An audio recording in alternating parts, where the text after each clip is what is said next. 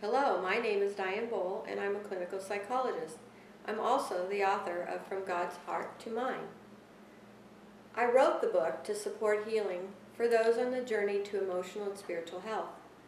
So what is emotional and spiritual health? Well, emotional health requires both the ability to feel your emotions and think at the same time, and using both sides of our brain.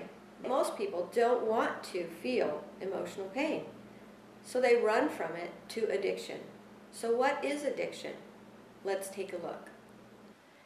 There are many forms of addiction, such as smoking, drugs, gambling, gluttony, pornography, video games, shopping, alcohol, workaholism, and extreme busyness. Addiction is about immediate gratification. Addiction keeps us stuck by causing us emotional immaturity. Addiction is superficial or a temporary fix. Addiction makes us feel we're doing fine. So, addiction is a liar. My book, From God's Heart to Mine, was designed to explore the distorted perceptions and lies that we believe about ourselves and others.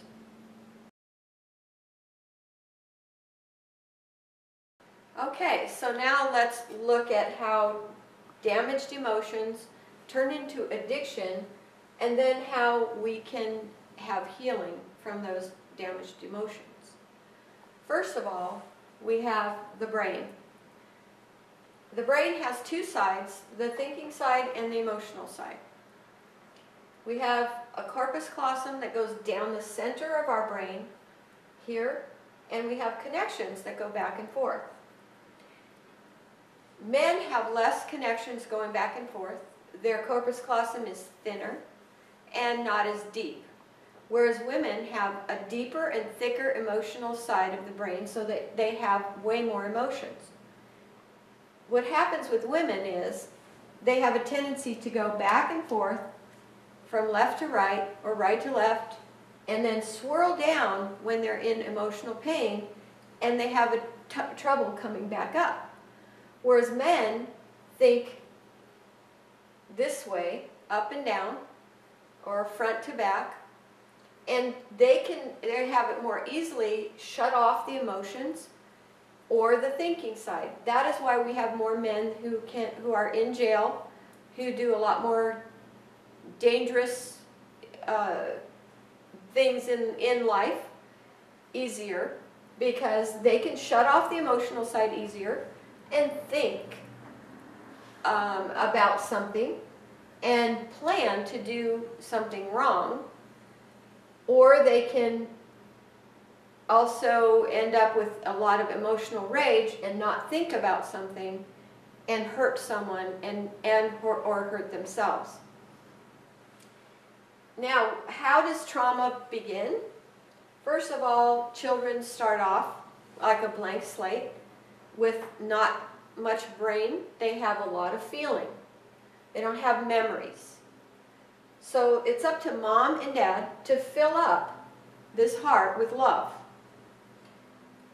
But what happens throughout life, through our years of childhood, we get traumas. People injure us with emotions, physical, emotional, or sexual abuse, a variety of different ways. Neglect is a difficult one for children to understand, because a parent can be there but not there. So neglect is in there, and it does cause pain. Now, as we get older, we start repressing the pain, and it a lot of times turns into depression. Well, from depression, what happens, it's like a volcano. It turns into a lot of energy underneath that is hidden inside of us.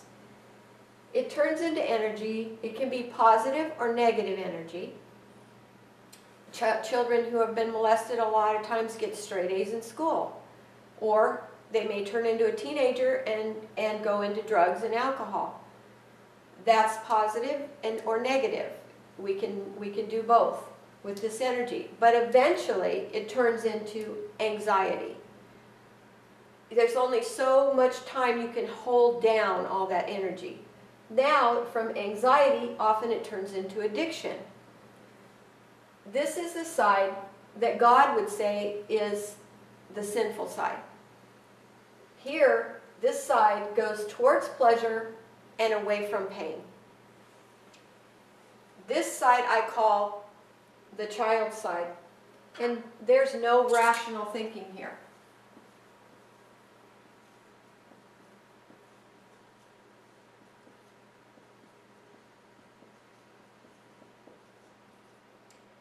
On this side, we're supposed to be our adult side.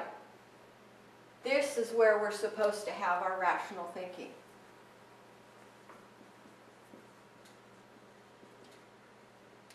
This is the side where we should find out what is the right thing to do. When you're in an emotional state, a lot of times we can't think straight. So what happens is we need to go what is the right thing to do, or what's the truth. A lot of times we believe lies about ourselves from childhood, and they sit here and they unconsciously come up periodically. So we need to understand the truth about ourselves and who we are in the world. Now, what happens is, whenever you're too lonely, angry, stressed, or tired, be careful, because this is the side that's going to run the show. And do you want a child running your life? Because that's when you make a lot of mistakes. When you make mistakes, that's where Jesus comes in.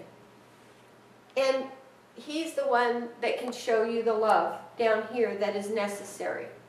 There's forgiveness, grace, and mercy. Once you accept Christ, he's there for you. And he helps to soothe the pain from the past. But you have to bring it to him. You have to acknowledge that you have the pain first, and then allow his love to permeate into your heart. Now, whenever you don't know what's the right thing to do, God gave you the Bible so that you can go to his word. And in his word there's soothing emotional parts, and there's also what's the right thing to do. It also can show you where the truth is. And the truth will set you free from the lies that you believe about yourself. And that's what From God's Heart to Mine was designed to do. It was designed to identify the lies and the distorted perceptions down here as child, to set you free from that, and to give you comfort and love in God's love, so that you can be set free from addiction and pain. So now you understand where addiction comes from. If you find yourself doing things wrong that you don't want to do, then maybe you need to seek some professional help. Or there's also Christian recovery groups. There's 12-step groups in NA, AA, and also a Christian professional who could help you through this process. The book is also designed for self-help or to be used with the professional help. From God's Heart to Mine can be bought at winepressbooks.com or Barnes & Noble or Amazon.com, and you can also download ebooks from there. I thank you very much.